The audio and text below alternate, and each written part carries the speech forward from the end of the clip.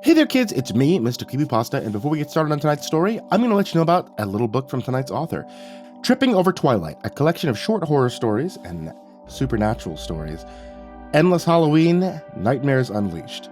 It's a series of dark tales by T.W. Grimm and Velox Books. If you guys would like to get your hands on the paperback, the Kindle edition, or the hardcover, you can do so in the link in the description down below. And now, on to tonight's story.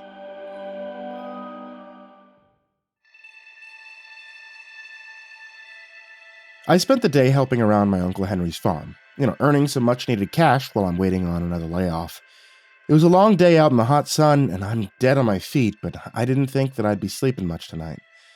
The original plan was to grab a bite to eat and melt into the couch with some low-rent horror movies, but I don't know. I don't seem to be very hungry anymore, and I definitely don't feel like watching horror movies. Maybe not for a while. Around 11 this morning, I was up in the loft of Henry's barn, pitching down hay and drizzling sweat from every pore like a fountain.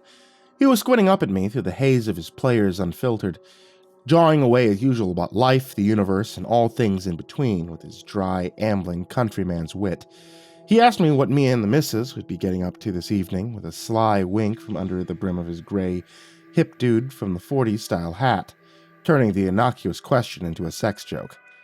I grinned down at him, with the sweat dripping from my eyebrows, and said, "You old goat, Henry. They're probably gonna just veg out on the couch and watch a movie. We're in a zombie kick these days, lots of fake blood, bad acting, good mindless fun." Henry waved a dismissive hand and said, "Zombies, hell. Don't you watch no teddy flicks? And all kinds of porn on the internet these days. Live a little." I barked some surprised laughter and shook my head. My uncle is almost 83. "Throw me up a smoke?" "Don't start a fire in my hayloft, you done idiot," he grunted. "And just climb down here and take a break. Do I look like a shot-put champion to you?" I climbed down the ladder that's nailed in place against the loft and accepted a Pall Mall Unfiltered. It made my head swim with the first harsh, heavy drag. I sat down on the seat of his big riding mower and coughed until my face was red. Henry dragged his beer cooler over to the tractor, and he plopped down on top of it with a wince and a sigh. "Careful, man. You can't handle these ones. Your generation's kind of delicate, willowy. You can pitch the fucking hay yourself," I finished for him. Henry laughed at that and gave me a beer out of his old cooler. He was quiet for a few minutes, just leaning back against a tractor tire and staring off into his barnyard with a cigarette smoldering away between his fingers. He looked like he was deep in thought. I drank my beer and waited for him to say what was on his mind. Henry grunted. I saw some zombies once. Weren't like they were in the movies, but I guess you'd call them zombies." His customary to hell with the world grin abruptly faded and died. "He came over here from Romania. You know that? It was back in the early 30s. Yeah, I know all about that, but what's this about fucking zombies?" I've had many a beer-fueled discussion with Henry in various paranormal subjects, and he's rambled on about some pretty crazy stuff before, but this was on a whole new level. Henry's forehead wrinkled into a frown, and he suddenly looked older than I'd ever seen him. Old and tired. His roomy brown gaze was flat and completely humorless. Henry no longer resembled the cheerful, eccentric country character that I'd known my whole life. He looked like a hardened man who had survived the Depression, the World War, and hardships I could never imagine. "It's important to the story," he said. What he meant was shut up, so I did exactly that and waited for him to continue. "We were supposed to board a train on the East Coast, make our way out to a community of Romanian folks out west. I was too young to remember what happened exactly, but there was a fuck-up. We didn't make it to our destination, not just us, but a bunch of more Romanian and Hungarian families. A few Germans, too. Probably almost 30 people in total. We got rerouted somehow because no one spoke English, couldn't communicate with anyone. We ended up being dumped off at a train station that was located near fuck all and nowhere. No money, couldn't speak the language, no place to go. We didn't even know where the hell we were. Top of that, it was late in the fall, it was getting cold. We sheltered in some abandoned train cars, barely made it through the winter. Holy shit, I whispered. I had no idea. Henry looked me in the eye. His gaze had weight. Somehow everybody survived that first winter. No one froze or starved. Remember, this was back in the dirty 30s. There weren't any social programs like nowadays. Not for a bunch of dirt farmers from across the pond, anyway. When spring came, it was decided that the able-bodied men, the older boys, he'd leave and try to find work somewhere. Never heard again from a lot of them, but after a while, money started finding its way back to us. We got by. Some German woman from Lutheran church, they heard about our situation. They were coming by with food and clothes and often as they could. We weren't thriving, but we got by. He lit another smoke. He offered me the pack, but I didn't want it. Problem was, we were stuck. Nowhere to go, no money to go nowhere with. Just foraging and surviving on what little came back to us. I was trapping rabbits in the woods, picking wild berries, stealing ears of feed corn in the middle of the night. Shit. Whatever we could do to eat, we did it. Cops left us alone as we didn't bother no one or take anything of real value, but they sure didn't help us either. And then winter came again. Henry lapsed into silence. I waited through a full minute of tense silence before I prodded. Henry? Winter came and he snorted. Let me tell you something.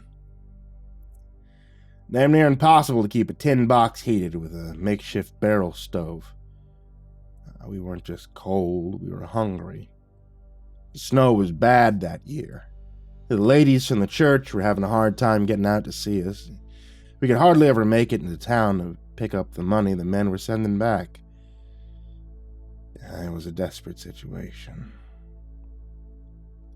Henry stopped to drink his beer, and I saw that his hands were shaking. There was a Hungarian family, he croaked. The man had left to find work with the rest of them, him and his brother. He left his wife, a grandpa, and 4 kids. Youngest of them, he was maybe 4 or 5, just a little guy. One morning, he goes out with his oldest brother to fetch some firewood, and only the older brother comes back. And he says a wolf came running out of the woods and took his brother away. Said it snatched him up, and he was gone before the kid could even begin to react. I shifted uncomfortably in that worn, torn-up seat. Jesus Christ. That poor kid. No, Henry grimaced. There was a problem. See, the kid didn't come running back after his brother just got dragged away by a fucking wolf like you'd think he would. No, your little brother gets taken by a wolf. Hell, most kids would come screaming back like their ass was on fire, their hair was catching, but he didn't. No, this kid stayed right there and gathered up some firewood. He was gone for almost 5 hours. And there was blood on his coat. Henry waited a few moments for the implications to sink in. The kid's grandpa grabbed him up and tore his coat off, ripped it right open at the seams in a rage. Suddenly I understood.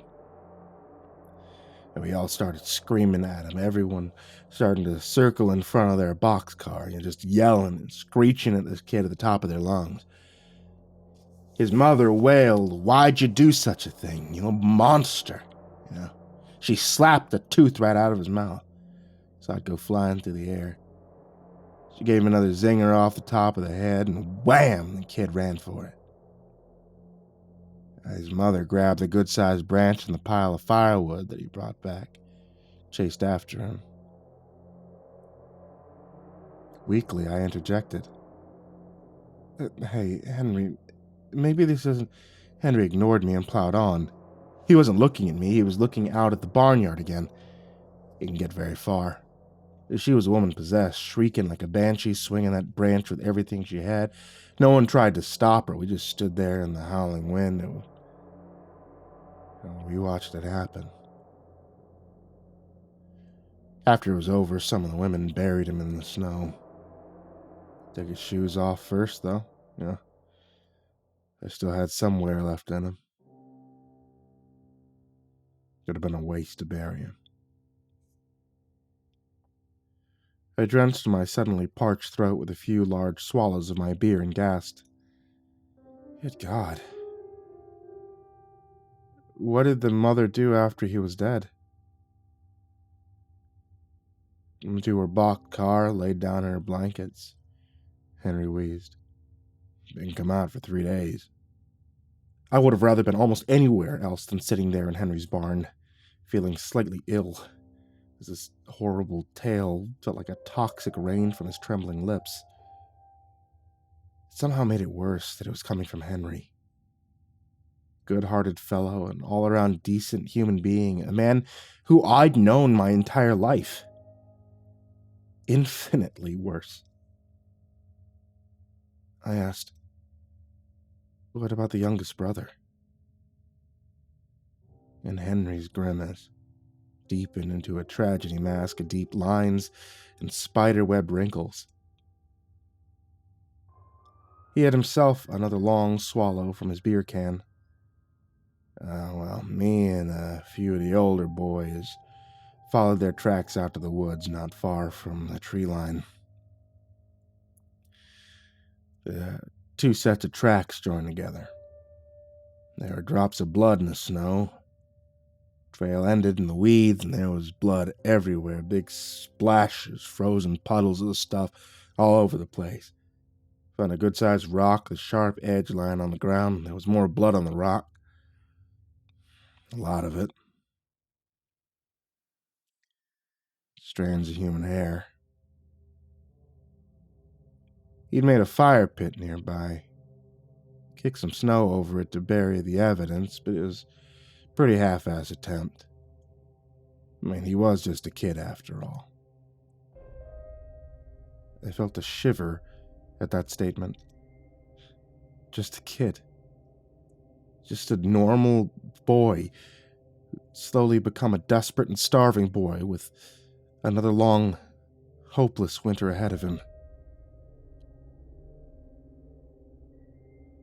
Did the older boy cry as he beat his defenseless younger sibling with a rock? Did he cry when he sank his teeth into the boy's burned and blackened flesh? They were scraps of burnt-up clothes in the ashes. I could smell an odor of roasted meat in the fire pit, just faint, but it was there. And God help me, my stomach was growling. I mean, I couldn't help it. None of us could. We turned away from the fire pit and we followed another trail further into the woods. He tried to hide the body under a pile of pine branches, and I think he was hoping to come back to it later. I made a sound of disgust in the back of my throat. Henry solemnly nodded in agreement. Yeah, you bet.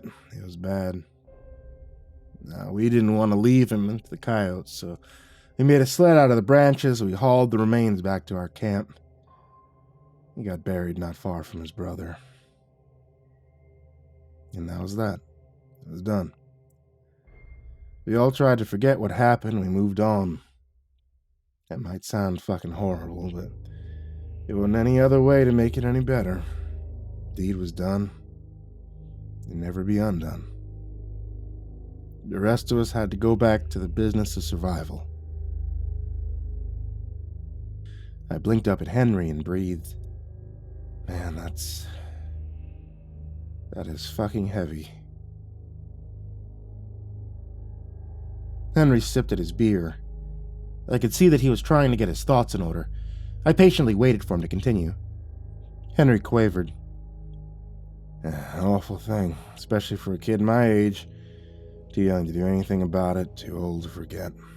I was 9 years old that winter, and I was the one who saw him first. Henry sipped at his beer. I could see that he was trying to get his thoughts in order. I patiently waited for him to continue. Right around dusk, Henry said. Maybe a couple weeks after we put the two of them under the snow. I was having a pee before bed. And I was standing just outside the door of the boxcar with my willies shivering in the frigid breeze. Just as I was finishing up, I realized I could feel something staring at me. I could actually feel it, you know? I could feel the eyes on me. I know the feeling. My voice was thick. I didn't want to listen to even one more second of the story, but I didn't have any choice. Henry was going to let it all out, and it was far too late to stop him now. I looked up and I saw at the rear of the car, standing just as still as a mannequin. His forehead was dented in. One of his eyeballs was hanging from his socket. It's the Hungarian boy. His good eye was blazing a deep shade of red. I don't know how to explain it. It made me think of hellfire. I could see that his bare feet weren't touching the snow. I felt the beer can crumple as I involuntarily tightened my grip. Despite the heat, a sharp chill had raced up my spine. And I screamed. I ran back inside with both hands holding my pants up. Henry grinned. There was no humor in that grin, none at all. I told everyone what I'd just seen, and the other kids all started crying. Your grandma grabbed me by the arm and demanded to know if I was telling the truth. Her eyes were so wide they were almost popping out of her skull. She was scared. Real scared. And her reaction scared the rest of us even worse. She called me a liar and a horse's ass. She yelled, what would happen if this poor mother heard you say those horrible things? Has she not suffered enough, you lying little bastard? Henry wiped the back of his hand across his mouth and let out a shaky breath. I kept crying that it was true. Your grandmother snapped. She started screaming, liar, at the top of her lungs. She beat the tar out of me. She was scared. She was hungry. She was probably losing hope too, just like the rest of us.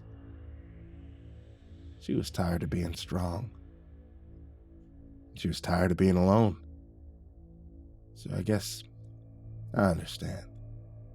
I don't blame her for beating on me. I just sat there and stared at him until that very moment. I never suspected the tiny, kindly old grandmother of my childhood memories would be capable of such a thing. My jaw was probably on the floor. The next day, Ma and some of the other women went out to collect firewood. No. Ma left me in charge, being the oldest. And they were gone, me and your dad snuck out to the oldest brother's grave. We knew what he'd become. I trailed off. Couldn't quite get the words out of my mouth. Some people call them vampires, Henry said. He dropped his empty can on the dirt floor and fetched himself another one. In the old country, we knew them as Strigoi. I suppose other people have names for them too, but it's the same thing. A corrupted spirit feeds on the living. He was still hungry, that boy. Cold, hungry for our warmth. And Ma knew it. She didn't want to believe it. I had a shovel and your dad was carrying his pocket knife. It was a cheap little thing with a blade maybe 3 inches long. He had no idea what we were doing, and I was scared shitless. Despite myself, I was on the edge of my seat. I asked for a cigarette. He lit it for me with his big tarnished Zippo, and lit himself another one too. I dug through the snow all the way to the frozen ground, but he wasn't there. The snow hadn't been disturbed, but the boy was gone. The mother of the dead boy was the first one to disappear. She stepped out one night to scoop a pail of snow for water. She didn't come back. Her tracks stopped about 10 feet from the door to their boxcar. Just one pair of footprints, nothing more. The next night, a little girl went out for a pee after dark, and she was never seen again. Once again, only one set of tracks in the snow. After that happened, I steeled myself for another beating. Told your grandma the boy was no longer in his grave. She cried with her face in her hands, grabbed me by the shirt and hissed, "You must not go out after dark. Promise me you won't. Promise me." I gave her my word that I wouldn't. Later that night, I woke up to the sound of fingernails scratching at the walls of our boxcar. Your dad heard it too. We crept up to the ragged old blankets that hung over the door, quiet as a couple of church mice, and I pushed them back to take a peek. Just a crack. I found myself staring directly into that blazing red eye. It was right there on the other side of the blankets, waiting for me. Henry shuddered in the oppressive heat. He wiped away a slick layer of sweat from his brow and regarded the lit end of his cigarette with a look of terror. His bony old knees were trembling inside of his baggy green work pants.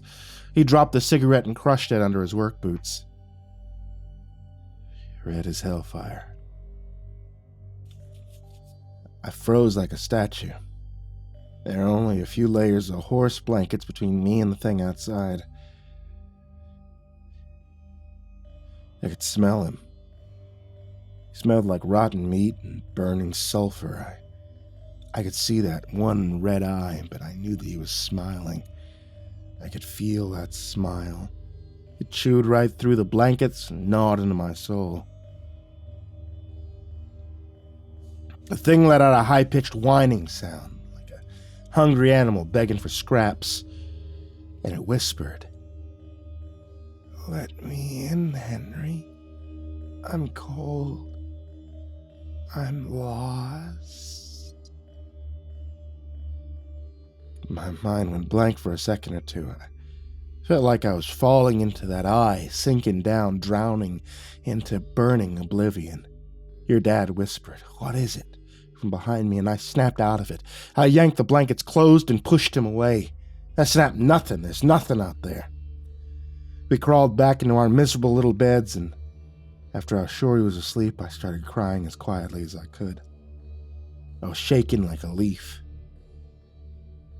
God help me, I wanted to let that thing in. Hell yes, just throw back those horse blankets and welcome that awful thing inside with open arms. It's probably seconds away from doing just that, and if your dad hadn't snapped me out of it, I reckon we wouldn't be having this conversation right now. Neither of us would be here. I sat up straight in my seat and interjected, "Okay, just a second, Henry.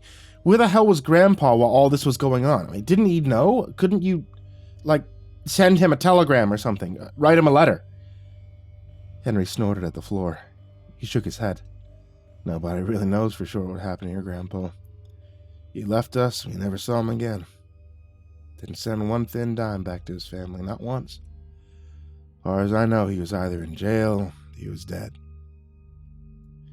It's the only conclusion that makes any sense to me." I raised an eyebrow. I shook my head. I could see in his face that this was a lie.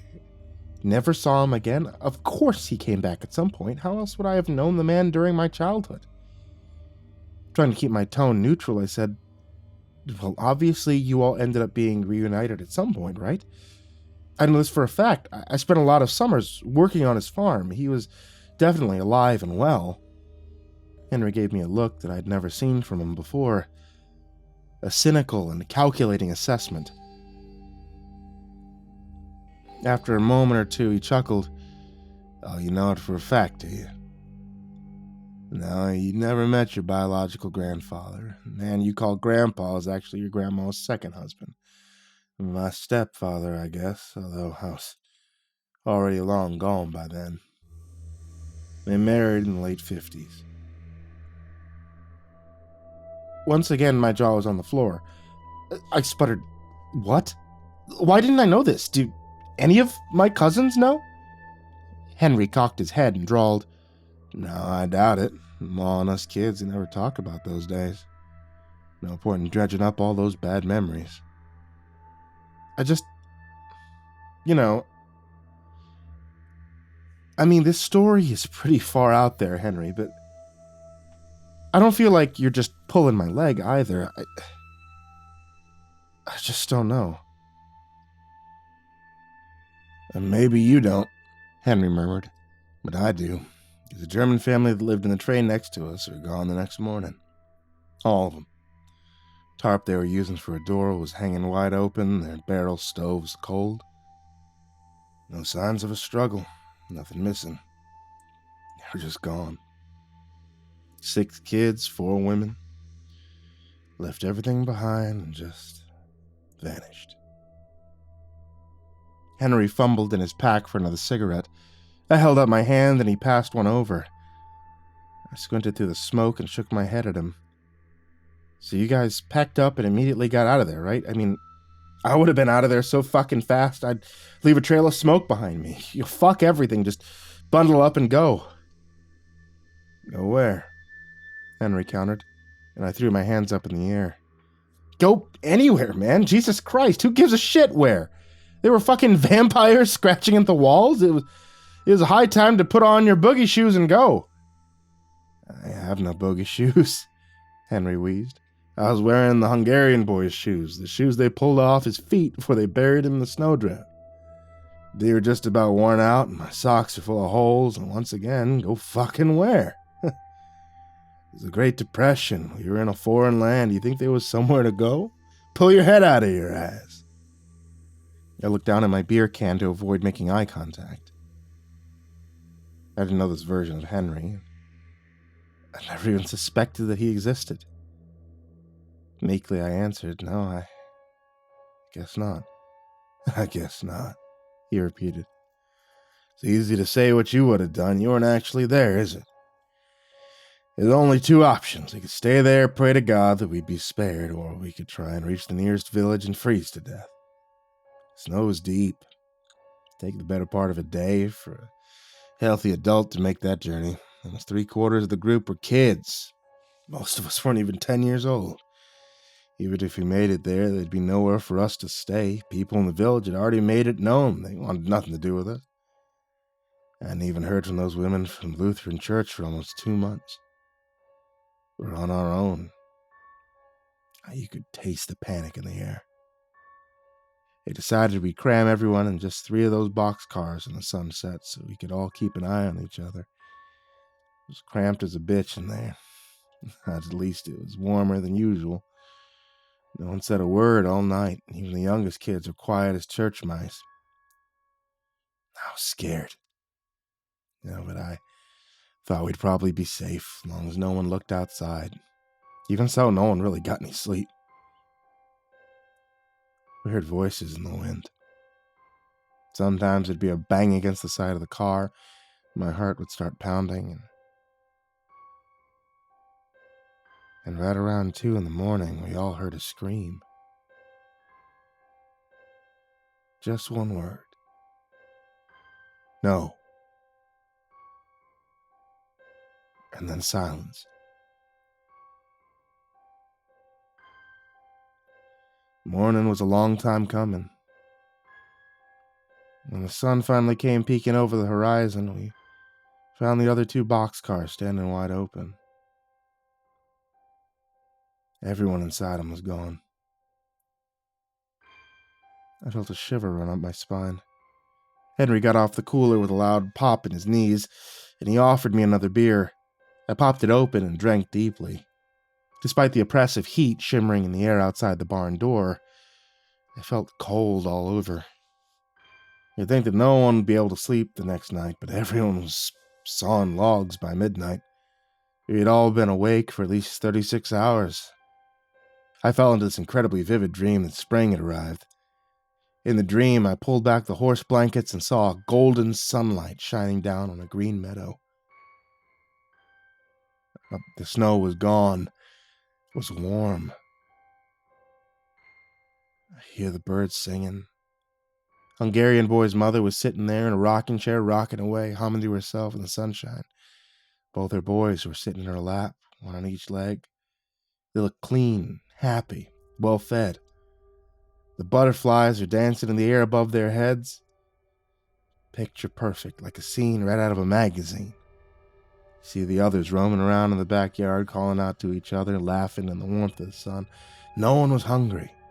No one was cold or afraid. Their suffering was over. The dead boy's mother saw us watching him. She called out, "Come join us, child. Winter's over. You look so hungry. Here, come have a nice bowl of goulash." I walked up to the door and held out a big steaming bowl of meat and gravy, and oh my Christ, did it smell good. I wanted it so bad. I wanted to be outside in the warmth, feel the sun on my face. But even in the dream, I knew something was wrong.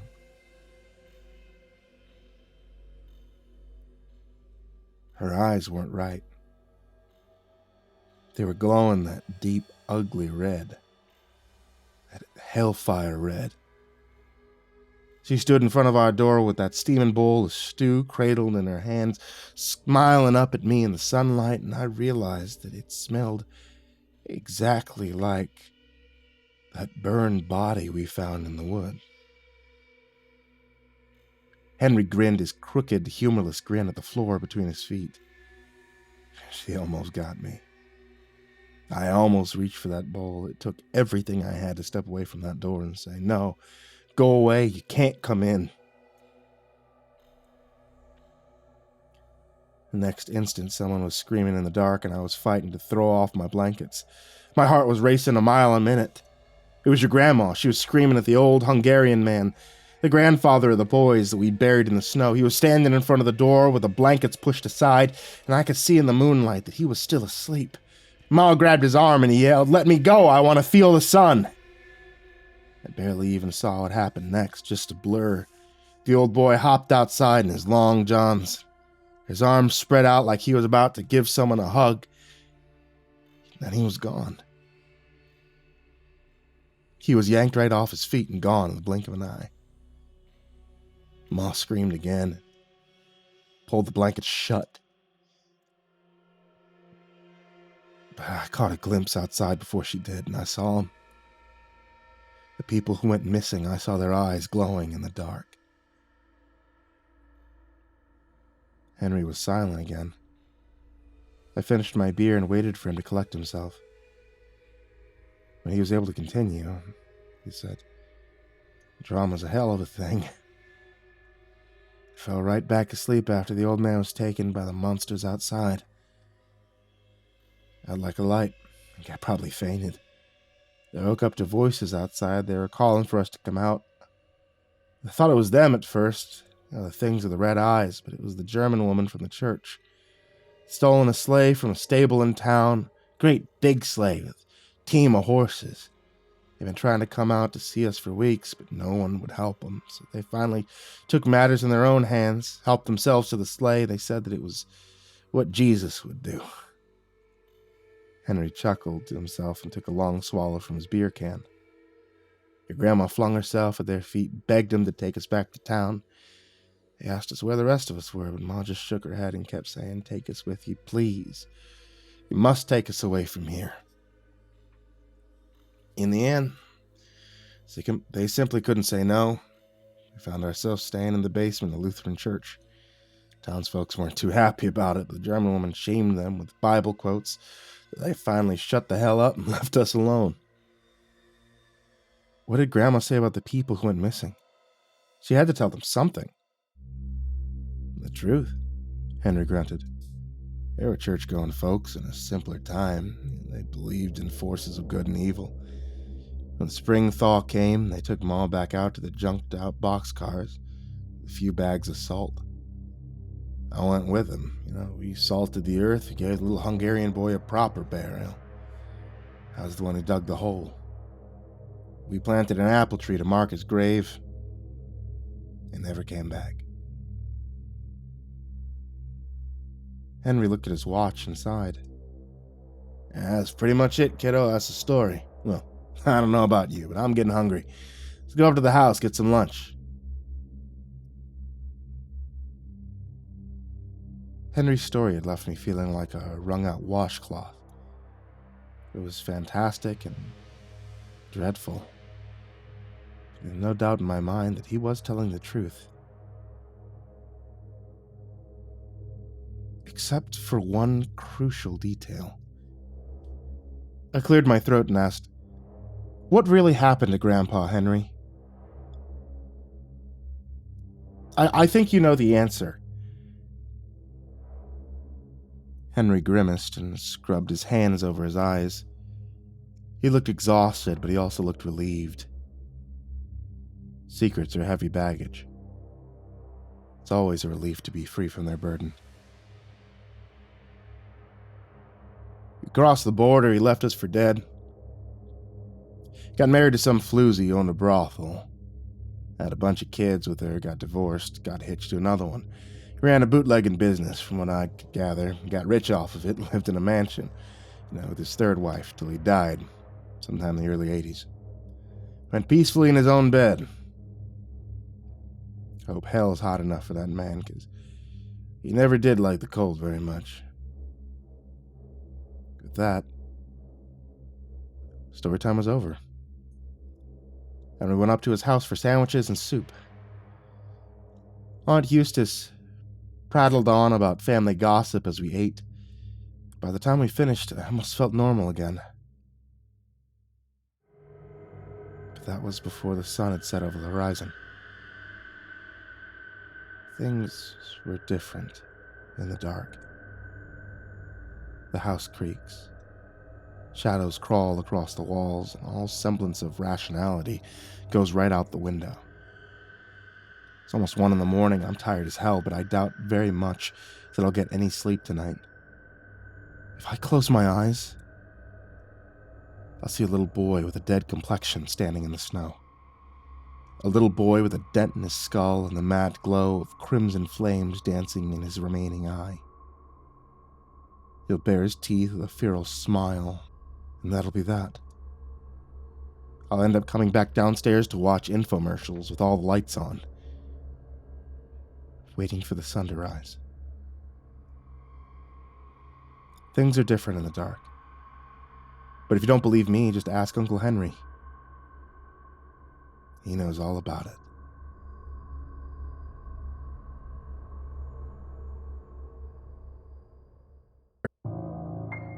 For those of you guys that like to listen to stories, which I assume is all of you since, you're here, Chilling is currently introducing Chilling 2.0, which brings in a bunch of new features and a fresh new look.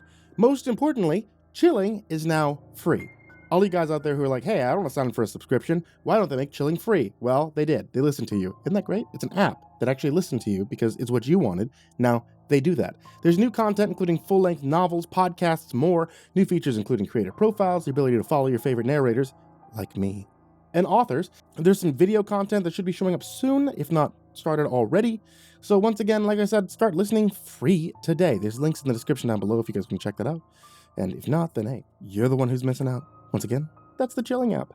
A big thank you to Jordan Alexander Sanchez, Jakob Fenske, Stephanie Butler, Jordan Humble, Chance Burnett, Diana Kraus, BrimstonePandemonium, Caltuna, William Wellington, Emma, Brenna LaQueda Canizales, Smiley the Psychotic, Dante Kinkade, SimbasBloodyMojo, Mephistopheles, CursepoxPrimarch, Bastion Beefcake, M, Jesus Cornejo, Yarghoul, Clownable, Amber Clark, Jay Kierns, Dakota Lane Whetstone, Himbo Jerry, Crusader Chocobo, Adamarius, Estebean, Nate Cull, Our Minsect Time, Xylobones, Angelus, Seclude, Salty Surprise, Lebeda Galvin, That Creepy Chick, Red Shadow Cat, Turtleman, Carolinian, Mr. Marcus Blitz, Ika Limchok, Dirty Diver 030, Matt Bach, Voice of Sand, Picamel, Melted Lake, Tali Sue, William King, Darth Miver, Sashi Suzaku, Coconut 509, Stricken, Freddy Krueger, Lisa Cottrell, Hades Nephew, Acid System, Mog, Kiwi the Sloth, Fester's Lampshade, Nico Kyle, The Ginger Bros, Aaron Stormcrow, Daniel Polson, and Corey Kenshin.